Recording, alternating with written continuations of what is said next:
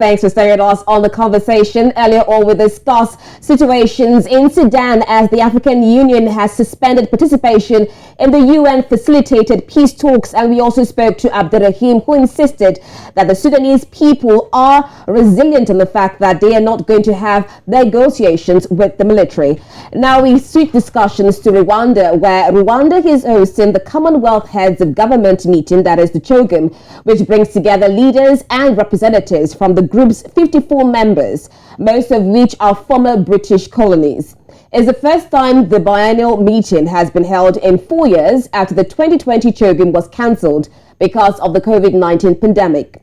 The summit will be an opportunity for Rwanda's president, Paul Kagame, often referred to as the West's favorite dictator, to boost his status and promote his country to the outside world. Now at least 40 heads of state and governments from Africa, Europe, Asia, and the Americas, and the Caribbean and the Pacific will convene to discuss this year's theme, delivering a common future, connecting, innovating, transforming. And at the end of the meeting, Rwanda's President Paul Kagame is expected to take over from the United Kingdom's Prime Minister Boris Johnson as the chair of the Commonwealth for the next 2 years. Now, join us from Johannesburg, South Africa to discuss this and more is Lwazi Somya. He is a senior researcher at the South African Liaison office. Glad you could join us, Lwazi. Welcome to the program. Thank you and the viewers. Now, Lwazi, Africa is well represented within the Commonwealth grouping of some 2.4 billion people worldwide who experienced British colonialism. Now, my question to you is this. What tangible benefits do Commonwealth citizens derive from the organization? So there are multiple benefits in terms of multilateralism and deliberating on issues such as the Sustainable Developmental Goals. As you will see at the end of this summit, there will be a communique that will be released, which will look at 5 priority areas of the Commonwealth. Number 1, governance and the rule of law. Number 2, technology and innovation. Number 3, youth. Number 4, environment. And number 5, multilateral trading systems and deepening Commonwealth trade and investment. There will be other communiques that will be released as standalone declarations, such as the Kigali Declaration on Childcare and Protective Reform, a Commonwealth Living Lands Charter, and a Declaration on Sustainable Urbanization. And also the heads of states will be having meetings on the sidelines, and we shouldn't be surprised if a communique is released from that side meeting from the heads of states. However, fundamentally, since the Commonwealth itself is not a legally binding institution, and the British government and the UK colonial system deriving it as a network of friends with shared values. However, when you look at the Commonwealth's composition, you have countries such as Uganda who do not share the same values in terms of protection of opposition members of the marginalized and minority groupings. In Rwanda, allegations around human rights abuses and persecution of the opposition. In situations such as Zimbabwe, we're just trying to get re-entrance into the Commonwealth. Issues around the lack of electoral reform, abuse of civil society and opposition leaders, and other human rights atrocities, and the closing of the democratic space. Similar situation with the Swatini, where the king itself, the last absolute monarchy on sub-Saharan African continent, who continues to clamp down on the opposition and continues to instill violence against those who protest against the absolute monarchy. So all these, the nonsensical notion of it being shared values does not hold muster when you look at who constitutes the Commonwealth and who is seeking re-entrance into the Commonwealth. It has only been in egregious situations where a member has been kicked out. But in this situation, like in the situation in 2013, when Sri Lanka was the host of the Commonwealth, where the leader at the time, Mahindra Rajapaksa,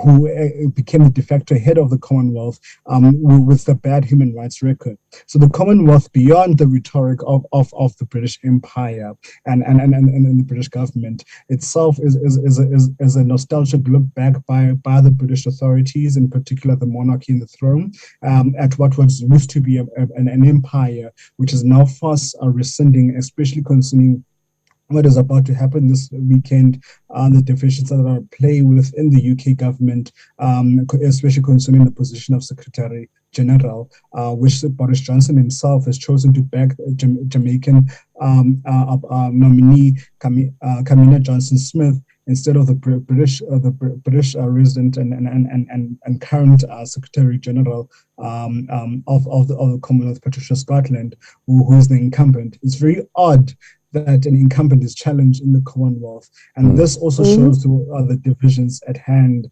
within the Commonwealth itself. Okay, Lwazi, while you mentioned some of the numerous benefits of the Commonwealth organization, now there are questions as to why a group of nations that struggled to win the independence from the UK should have chosen to reconstitute themselves in an organization that closely resembles the shape of the former British Empire. And we're in an era where a lot of African countries are complaining and calling for emancipation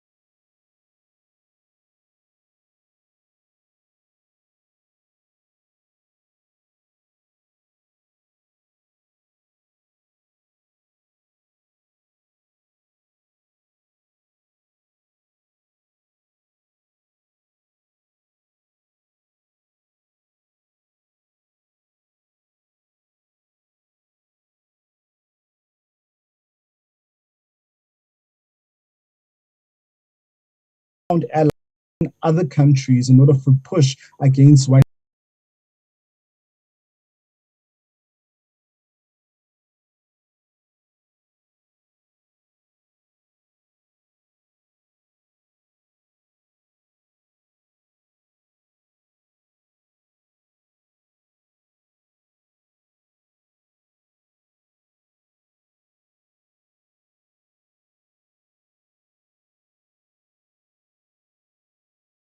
we have this new trend that is happening of non-colonized states entering the Commonwealth. Mozambique became the first one, Rwanda became the second one, and Togo is now applying to become the third one to gain entrance into the Commonwealth. And this also clearly shows that even though British soft power is winning globally, but the branding of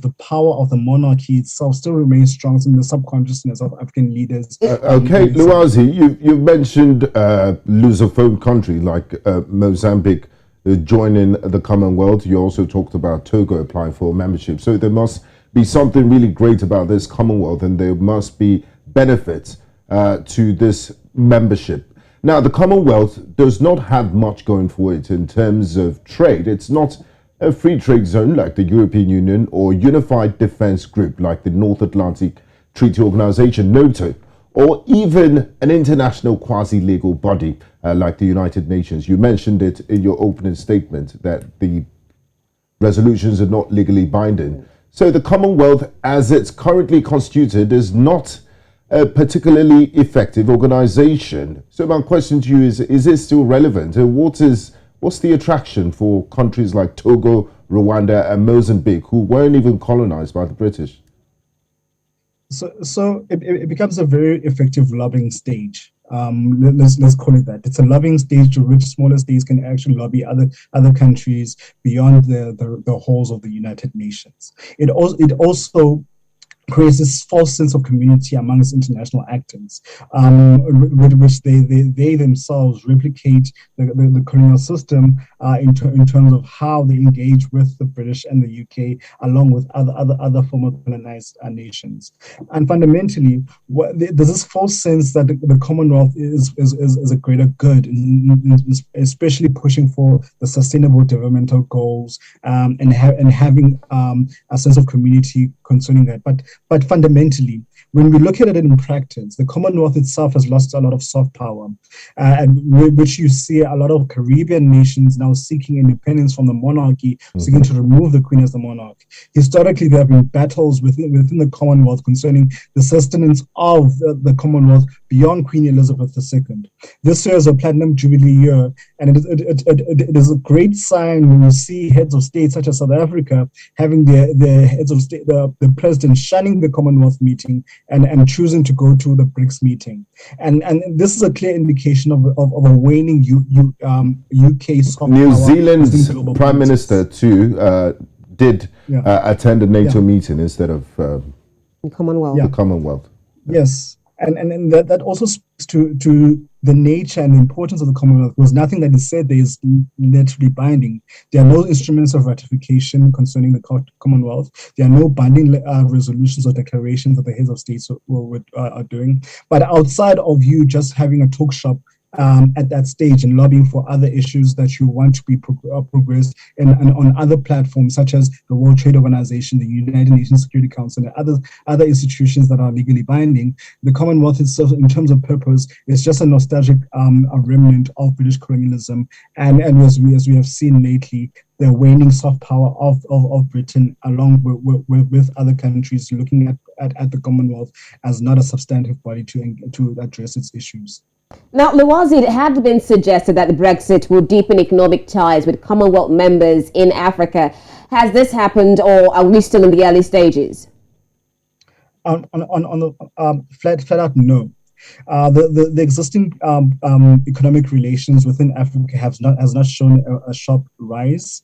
They will make excuses around the COVID-19 pandemic itself being a precipitating factor of why British and the rest of the world trade has not gone up. But also the mere fact that there are other markets that are expanding. The influence of the East coming into Africa, the departure from the colonial conditionality that we can only seek development from the British alone itself playing another role, and also the African Continental Free Trade Agreement facilitating greater integration within African economies, also playing another role of us not seeking external markets like Britain and them us depending on them. So all these play a role in us in post-Brexit Britain. Their economic recovery itself, they're highly underestimating the impact of Brexit on the economic recovery, as we have seen with the inflation rates and within Britain, and we see Britain shooting itself in the foot through Brexit and trying to utilize the Commonwealth as a means of reasserting its self-power within the global standing, and that itself is very problematic if you look at it. How the colonial thinking that the current British leadership has. If you look at the outgoing SGR, Secretary General of Commonwealth, and the reason why Boris Johnson opposes them is because there was a critique that Boris Johnson's foreign policy is highly colonial and positions the Commonwealth, the Britain, as a very going back to the colonial positioning that Britain had. But now this is why Boris Johnson opposes. Okay, so I would like to come in here because we're fast run out of time, and it sums up what a lot of people feel the Commonwealth has become today. In 2013, the Commonwealth adopted a charter full of laudable aspirations about justice, democracy, and human rights. But this is what Human Rights Watch had to say about Rwanda, the current host of the Commonwealth Heads of Government meeting for 2022. I quote, "Rwanda has a known track record of extrajudicial killings, suspicious deaths in custody, unlawful arbitrary detention, torture, and abusive prosecutions, particularly targeting critics and dissidents."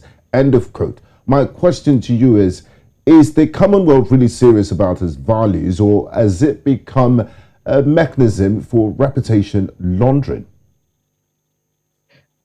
Fundamentally, it has. You did mention the case of Rajapaksa in Sri Lanka, and also Uganda in your earlier statement. Yes.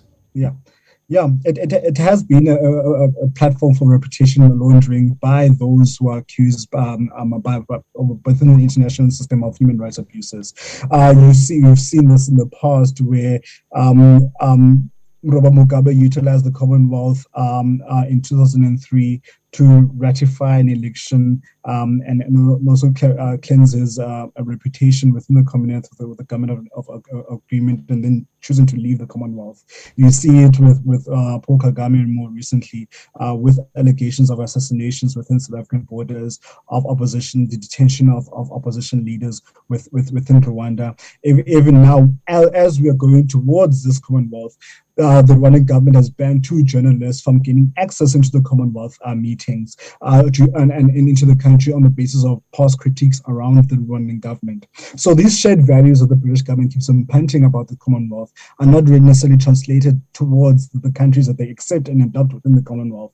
In fact, the British government has utilized the Commonwealth of bolstering some of its tyrants that it supports and within the African continent, and also laundering their reputations through utilizing a platform that they redeem as legitimate. So fundamentally, the Commonwealth has lost its soft power, number one, on the basis that it lacks the ideological and moral consistency that it claims. Number two, it has no terms of value in terms of application of the resolutions or declarations that it makes, and it's not an international instrument, and it's a loose correlation of states with a shared history of colonialism, and more recently, those who have chosen to enter this body. So fundamentally, the Commonwealth itself is in the decline, and it's also fundamentally a critique of British soft power declining in the global setting and the rise of the East and other countries in the developing world.